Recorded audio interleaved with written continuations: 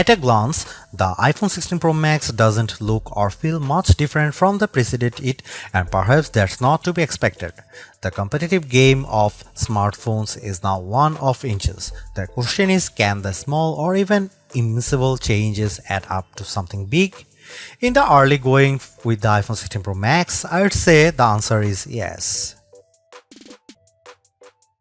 Siri has an all-new look and she now makes the iPhone 16 Pro Max screen glow when you summon her.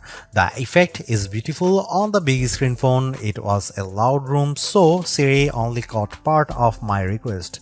I think I asked for her to show me a photo of where I am, but she only heard where I am and quickly brought up my location.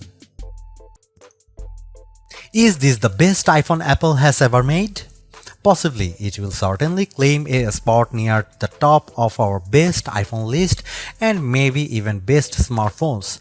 I will offer my definitive take when I finish my full review. Thanks for watching, see you in the next one.